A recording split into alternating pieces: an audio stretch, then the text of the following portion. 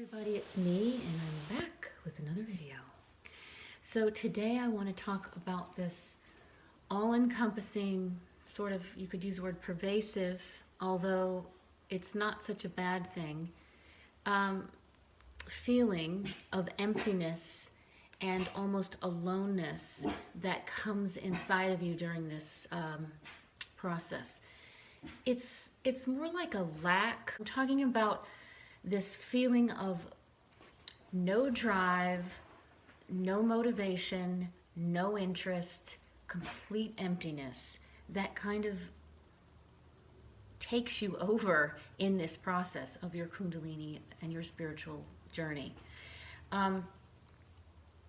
It can be so magnified and amplified in your experience, and you begin to think that something might be wrong with you, or something is wrong with that.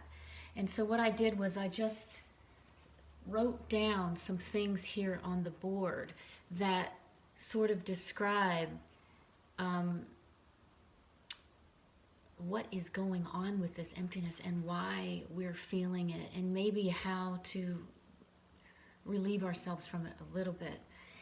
Most of our identity in the past, before when this awakening began, was surrounded by our success, or what we deemed good, what we deemed valuable in the world, our opinions, our belief structures, how much money we had, our family, our jobs, our careers, all the stuff around us that defined us. But what happens as you begin on this journey is that all those things, or your attachment to those things, begin to be dropped away or dissolved. And that's a big chunk of your identity. So you're going to be feeling a little lost in that area. And the things that used to bring you fulfillment, seeming fulfillment, like success, your career, all of those things, you began to see that they were not the real deal. They weren't, they no longer are motivating you in the same ways anymore. That you feel empty because you're moving from this old identity of ego-based identity to more of your divine identity. And so in between here, there's a transitional period where you are being brought to this place in yourself that is you and you alone, without all this stuff on the outside, because you're going to need to be brought to this place so that you can receive this place in yourself. And this is the actual merge of Father God and Mother God inside of the individual. But in this period, and in the parts where you're having the cleansing and the purification and the stripping of your old identity, you can feel lost and you can feel empty because you're no longer getting the feeling of fulfillment that you used to get. These things aren't bringing you fulfillment anymore. Nothing's bringing you any sense of filling anymore, and you feel empty. And if you look at this, all these things in this list, or if you look at and you do some inventory on your own life and you see what things really defined you, you know, I know for myself that there was a tinge of what's in it for me around each thing. So it was like, what was I going to be getting out of it? It's all about me, right? It was about me and taking care of mine and, you know, me. So as you move from the me state, you're going to be moving into a giving state. Because why? Because the inner divine is already doing that. That is the state of the inner divine. So when you make this switch, what you have to switch from is the getting into a giving. So your life now is no longer operational here. You can't operate in the old way, or you will feel empty. And you do feel empty when you just try to fill yourself all the time. It's an empty feeling. It's when you give and give and give of yourself that you begin to feel fulfilled. And this isn't anything new. We know this, but when you're going through this, and you feel this emptiness, for me, it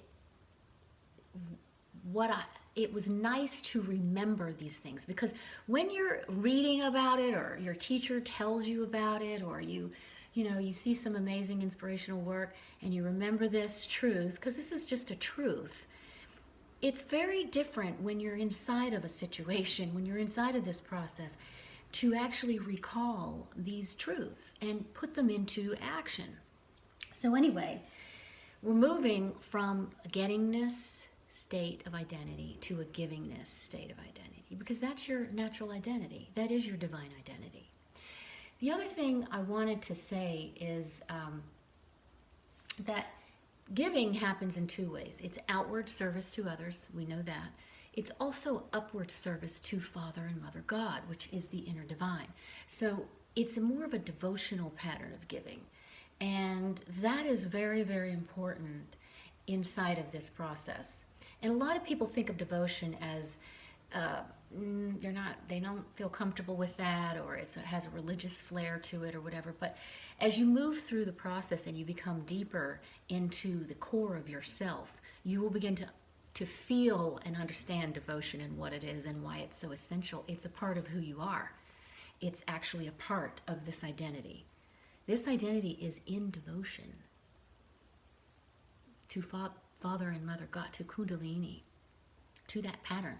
So, and in order to receive these higher frequencies, one must be in that surrendered stance. So it's a learning process for everyone. And as you move through, you'll begin to see the importance of that, if you haven't already, and I hope that you have. This is all about giving and serving, and it's not, divine identity is not concerned with what's going to happen with me and how this is going to affect me, and it doesn't have to be concerned with any of that. It's not concerned with trying to go out and get an identity. It's not concerned with being something, making yourself something huge and trying to be successful. It's none of that, because it already is. And so when that is opened up to and received and moved and expressed outward, you're no longer really trying to get these things. And this is why the transition can feel so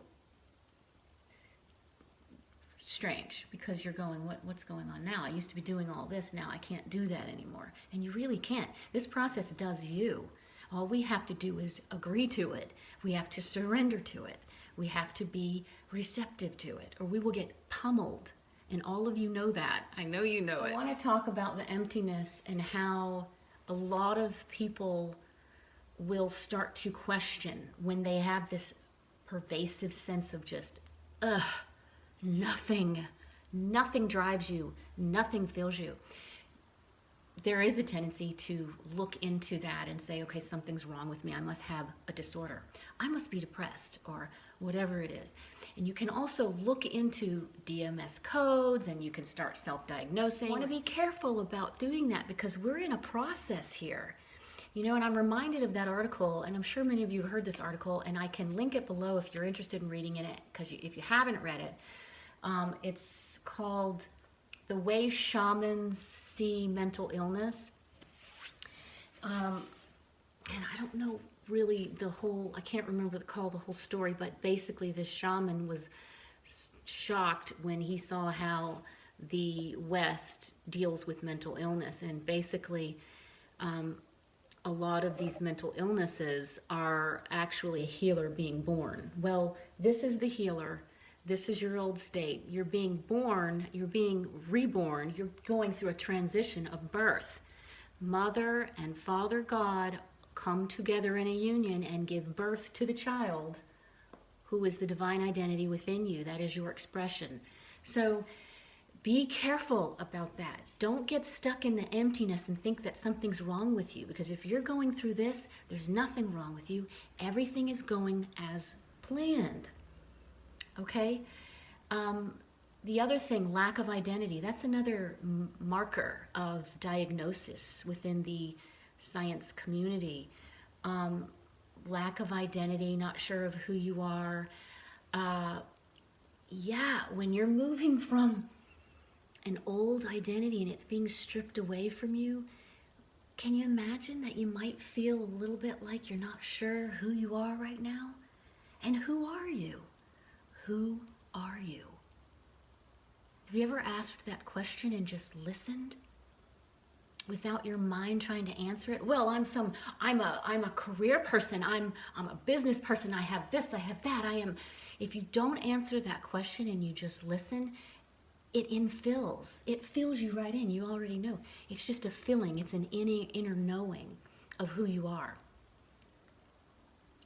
So we haven't known who we are. We have had no clue who we are.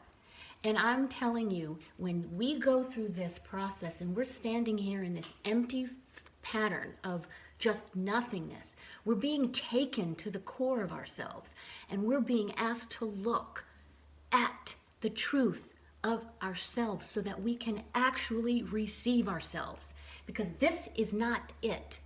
It never was. So let it fall away. Continue to move into your divine expression, because that's what this process is. And be careful to not think something's wrong with you. Feel that healer. Feel that knowingness. Feel that power and that truth within you and believe it, because it's true. This is really happening. This is happening to people all over. We acknowledge it. We bow to it. It is precious. It is an amazing process what's happening to you.